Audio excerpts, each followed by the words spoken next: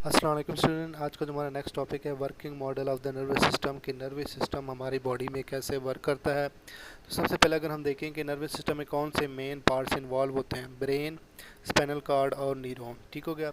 अब अगर हम मॉडल देखें तो मॉडल में ये है बेसिकली कि सेंस ऑर्गन के सामने एक गिलास पड़ा हुआ है। अब इस गिलास को उठाना चाहिए या नहीं उठाना चाहिए, या उस गिलास में पानी गर्म है या ठंडा है, वो सेंस ऑर्गन ने ऑब्जर्व करना होता है। उस हवाले से वो मैसेज भेजते हैं ब्रेन को। ब्रेन उस मैसेज को रीड करते हैं, फिर उस मैसेज को रिस्पांस या जवाब देने के लिए वो मैसेज भेजते हैं मसल या ग्लैंड को in the form of motor neuron.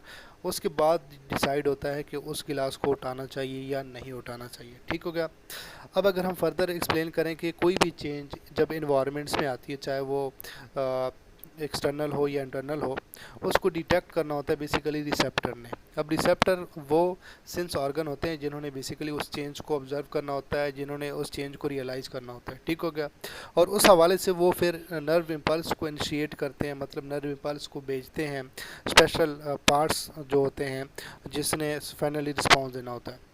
अब स्टेमुलस यहाँ पे एक वर्ड आ जाता है। स्टेमुलस बेसिकली कहते हैं कि something that causes a response, मतलब वो चीज़ जिसकी वजह से आपको रिस्पॉन्स देना पड़े उसको कहते हैं स्टेमुलस।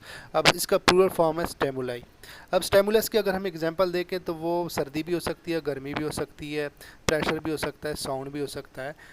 और अब स्टेमुलस को रिसेप्ट करने के लिए, रिसीव करने के लिए स्पेशल ऑर्गन भी हो सकते हैं, टिश्यू भी हो सकते हैं, सेल भी हो सकते हैं, जिन्होंने बेसिकली स्टेमुलाई को डिटेक्ट करना होता है, रिसीव करना होता है, तो उसको कहते हैं रिसेप्टर।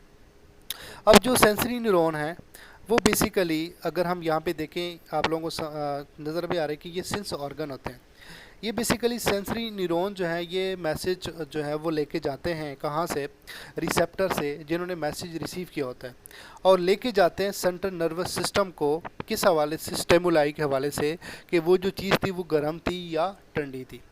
उस हवाले से वो मैसेज लेके जाते हैं सेंट्रल नर्वस सिस्टम को। सेंट्रल नर्वस सिस्टम उस मैसेज को रीड करके उसके जवाब में वो मैसेज भेजता है मोटर न्यूरॉन को, और फाइनली मोटर न्यूरॉन ने उसको रिस्पॉन्स देना होता है।